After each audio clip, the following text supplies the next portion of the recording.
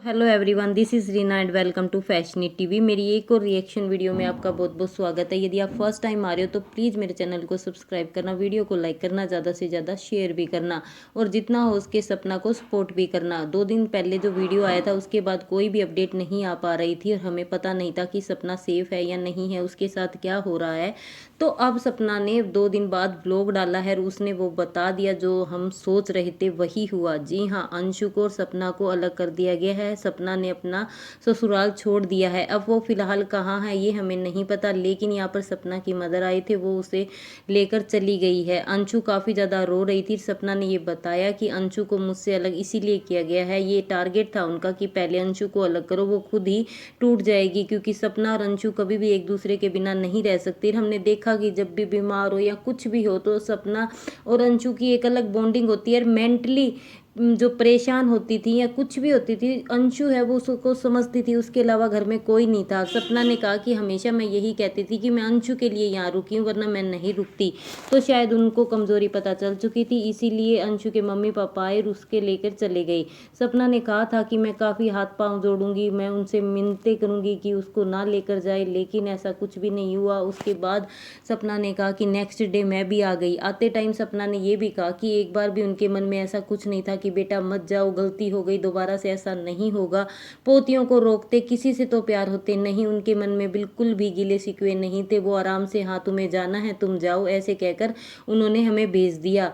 यहाँ तक कि जो उसके पास जो प्रॉपर्टी के थे कागज या जो भी कुछ उसके नाम था, फिलहाल तो उसको कुछ भी नहीं दिया गया। जिसने बताया कि जो मुझे यूट्यूब इनकम से जो भी मैंने अर्न किया था, कपड़े या गहने ज्वेलरी जो भी थी, वो सिर्फ और सिर्फ उसकी कमाई से ली गई थी, वो ही उसके पास है। यहाँ तक कि राजवीर ने उसको कुछ दिया था या उसने यूट्यूब इनकम से एक जो मकान खरीदा था मथुरा में, वो भी उसने कहा कि मुझसे छीन लिया है। फिलहाल मुझे कुछ भी नहीं दिया है। फार्म हाउस, गाड़ी, सब कुछ इनके नाम है और मैं कुछ भी लेकर नहीं आई हूँ। कल को यदि कुछ हो जाता है तो ये देंगे, ये मजबूर होके, वरना ये देने को तैयार भी नहीं है।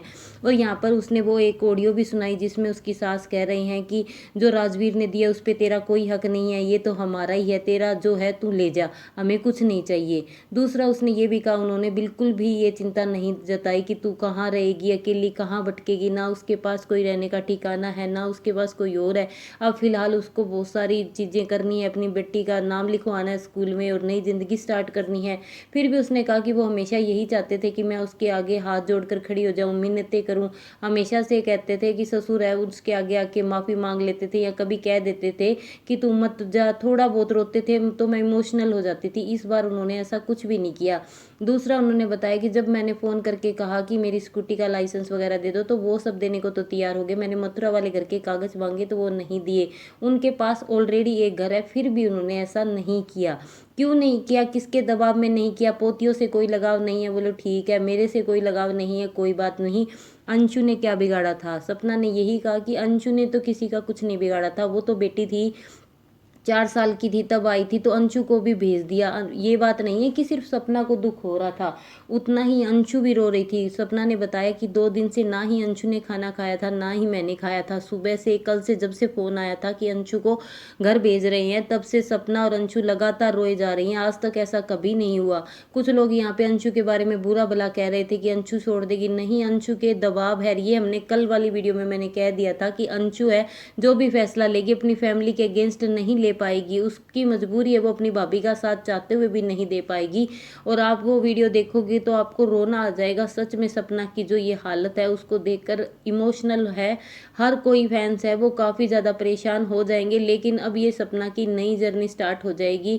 और सपना ने बहुत सारी चीज़ें बताई कि मतलब घर में इतना सब कुछ हुआ, आज तक मैंने जो कुछ कमाया, मैंने मेहनत से बहुत सारे पैसे भी दिए थे, लेकिन मेरे नाम जितने प्लाट थे वो भी इन्होंने बेच दिए थे और मेरे पास फिलहाल मेरी बेटियों के अलावा कुछ नहीं है। फिलहाल उसकी मदर आई हुई है और उसने ये नहीं बताया कि वो है कहाँ, अपने मायके हैं या कहीं और रहेगी। उसने बताया कि मुझे घर लेना है अभी और नई शुरुआत करनी है। फिलहाल लगता है कि वो शायद मायके ही कहीं आसपास रहेगी, क्योंकि उसको भी सपोर्ट चाहिए यूट्यूब चैनल बनाने के लिए और इन वीडियोस बनाने के लिए, किसी की तो हेल्प चाहिए। सपना ऊपर से बीमार भी ज़्यादा रहती है, तो उनका यही मोटिव था कि यदि सपना अकेली रहेगी तो वो रह नहीं पाएगी, तो पहले अंशु को दूर कर दो, क्योंकि हमेशा बीमार होने पर या कुछ भी होने पर अंशु ही सपना को संभालती थी। तो उनका यही टारगेट था, वो उन्होंने पूरा कर दिया है। सारी बातें उसने कहा कि धीरे धीरे मैं बताऊंगी फिलहाल, लेकिन अभी एक बार के लिए इतना ही है कि उन लोगों को बिल्कुल भी फिक्र नहीं है मेरी और मेरी बेटियों की कि कैसे रहोगे, क्या खाओगे। दो दो घर होते हुए भी एक भी घर नहीं दिया। हमने सोचा था कि कल को हम जब थोड़े बच्चियां बड़ी हो जाएगी तो हम मथुरा में शिफ्ट होंगे, तो उसके लिए हमने घर लिया था, लेकिन वो भी उन्होंने मना कर दिया देने से। और ऐसा कोई भी चीज़ नहीं है। सपना की सास की आप ऑडियो सुनोगे तो अब कुछ लोग कह देंगे पिछली ऑडियो को झूठ बताया था, तो इस ऑडियो को भी झूठ बता देंगे, लेकिन ऐसा कुछ भी नहीं है। वो ऑडियो सच में रियल वाली है। सपना उसमें अपना हक मांग रही है, लेकिन साफ साफ मना कर दिया है। जो ये वीडियो बनाई है उसके बाद से चीज़ें एकदम से ख़त्म हो गई।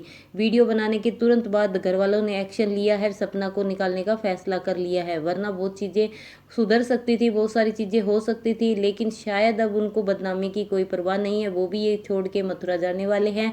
आपका इस पर क्या कहना है कमेंट जरूर करना, वीडियो को लाइक करना, ज़्यादा से ज़्यादा शेयर करना। मैं यही कहती हूँ कि यदि आप कैपेबल हो, पढ़े लिखे हो और कमाने के लायक हो, तो कभी भी इन चीज़ों को सहन मत करना। आप कमा सकते हो, अपनी बेटियों को या बच्चों को अच्छी लाइफ दे सकते हो। हर एक लेडीज़ को यही करना चाहिए। जो एक बार सहन कर लेता है उसको लोग बारी बारी दबाते हैं, चाहे कोई भी हो। यहाँ पर अब वो करेंगे क्या उस धन का, आप बताओ। दोनों बेटे वहाँ नहीं है, पोतियाँ भी नहीं है, अंशु भी नहीं है। चलो सपना को निकाला, अंशु को तो अपने पास रख सकते थे, वो तो उनका सारा थे। अब वो भी तो बूढ़े हैं, उनको भी जो जरूरत होगी। कल को उनकी पोतियां देखेगी व्लॉग में कि दादा ने कैसे मम्मी को निकाला था, तो क्या इमेज रहेगी। क्या वो कभी लगाव कर पाएंगी अपने मतलब दादा दादी से। फिर कहेंगे बुढ़ापा सबको आ गया है, और बुढ़ापा आना भी है। और इस टाइम पे यदि कोई घर का साथ देता ना तो ही देगा, कोई पड़ोसी या कोई रिश्तेदार काम नहीं आएंगे। जिन रिश्तेदारों या जिनके कहने से ये अपनी बहू से लड़ाई करके उसको निकाला है, कल को कोई काम नहीं आएगा। जब बीमार होंगे तब पता चलेगा कि कोई पानी भी नहीं पूछता, अपनी बहू ही पूछती है। तो यहाँ पर यदि सपना को वो रखते तो जरूर शायद वो उनके काम आती, लेकिन अब आने वाली तकलीफें शायद उनको ज़्यादा होंगी। सपना तो फिर भी काबिल है, वो खड़ी हो जाएगी, बच्चों को संभाल लेगी। यहाँ पर लखन ने भी कहा है कि मैं तेरे साथ हूँ, कमेंट किया है। और हम सभी जानते हैं कि सपना को पूरा सपोर्ट है लखन का। लखन हमेशा से ही उसको बहन माना है, जिस टाइम से सिचुएशन का पता चला है, लखन और नीतू हर एक टाइम उसका साथ देने वाले हैं। अब मुझे लगता है पूरा सपोर्ट मिल चुका है, और उनकी पूरी फैंस है, पूरी यूट्यूब है। अब उन्होंने कहा भी है कि आप चिंता मत करना, मैं सेफ हूँ जहाँ भी हूँ। उसने जगह नहीं बताई, वैसे भी बतानी भी नहीं चाहिए, उसके लिए सही नहीं है। लेकिन अपनी बेटियों को लेकर वो नई शुरुआत कर रही है, तो हम यही कहेंगे कि उसको भगवान खूब सारी कामयाबी दे, खूब सारी तरक्की दे, और जो भी गम मिले हैं वो उनको दूर कर पाए, ताकि भूल पाए थोड़ा सा चीज़ों को। इतना सब होने के बाद ईजी नहीं होता अपनी बेटियों को लेकर नई शुरुआत करना। और आप इस वीडियो को ज़्यादा से ज़्यादा शेयर कीजिए, ताकि हर एक लड़की ये देखकर ये समझ सके कि जब गलत होता है ना चीज़ें, तब हम एक बार सहन करके उस चीज़ को दबा देते हैं, लेकिन वो चीज़ें बढ़ती जाती है तो आगे नुकसान तो होना ही है। तो वो हम पर डिपेंड करता है कि हम उस चीज़ को उसी टाइम पर रोक सकते हैं, उसको आगे ना बढ़ने दें।